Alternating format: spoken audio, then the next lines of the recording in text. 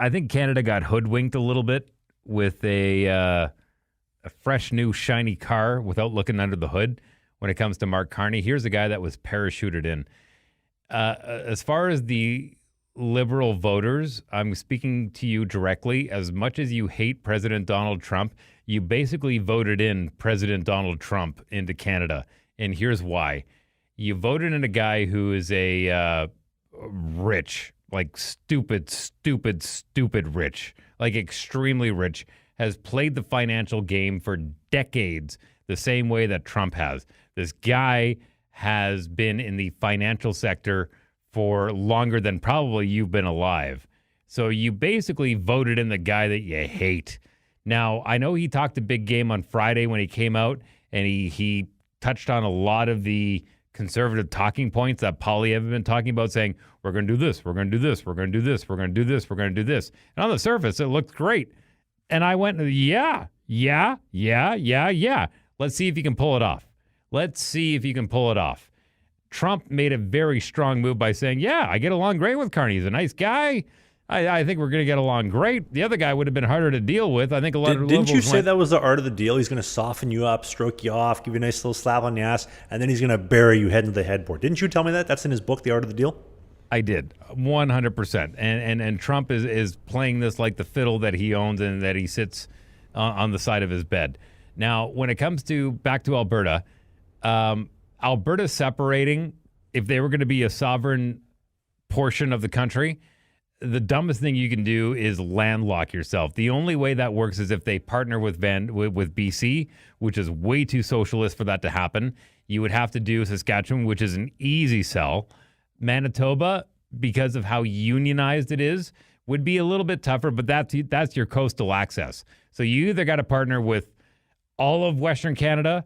Maybe you need an outlet. You need an outlet somewhere to the coast, because if you don't, your pipelines aren't going to be able to make it through without massive tariffs. I do appreciate the fact that Carney is going to, Prime Minister Carney is going to open up the country as far as provincial tariffs that have been happening for longer than I've been alive. I think there are some good things there. I'm not completely sold on the fact that Carney's going to be able to pull this off. He talks a big game, and I give him credit for talking a big game. Let's see if he can pull it off. I'm an optimist. I really, really am. I'm an optimist for the same reason that I kind of looked at Trump going, hey, the guy knows how to run a business, and that's what you need to do when you run a country. Carney knows how to run a business. Yeah, he's had a couple of L's when it comes to his resume, and those are the ones that are focused on. But truthfully, there's a reason why he's been able to parachute into this election really quickly, and they went, bring in Carney. There's a reason why, is because he's been very successful in a lot of his economic endeavors. So I'm not going to completely write him off, because I'm an optimist when it comes to this country. I hope he does us good. I think it was a little soft calling the president like 2 days after he went going, let's cut a deal. And Trump exposed him for that.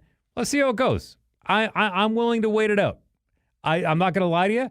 My wife has been getting a lot of calls lately with YPS, the Yucatan Property Scouts in Mexico. She is a real estate agent down in Mexico, and she has been fielding a lot of calls with a lot of people who are willing to put their money where their mouth is by saying, I'm not happy with this. I'm willing to move. And she's been selling a lot of houses down in Mexico. And if you're ever going to do it, now's the time.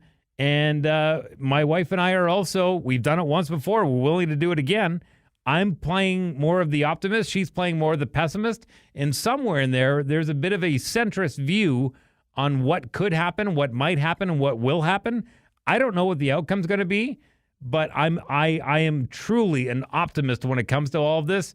I just hope he is a man of his word and not going to default on what everyone is expecting.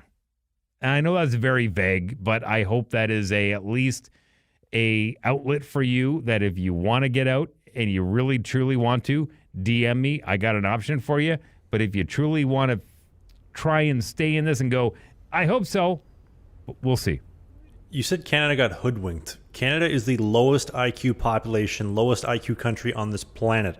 And if there was ever any doubt, it was completely removed 150% on Monday night. You people saying, Elbows up. That's right. You're going to be going elbows up in 4 years when you're getting mugged by more third world immigrants. Give me your money. Oh my God. And by the time you realize that it happened, it's too late. You deserve the poverty that you have just voted in for the next 4 years. You're going to watch as he is going to form a coalition with the NDP.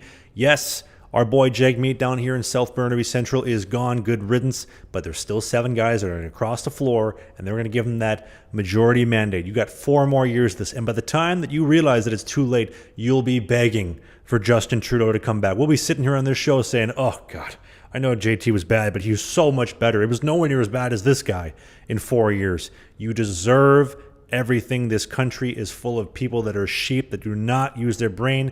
If the CBC told you tomorrow that the grass is blue and the sky is green, you would agree with it, and you would tell your friends, and you would post about it. You people are low IQ. This country is doomed, and it is because of you.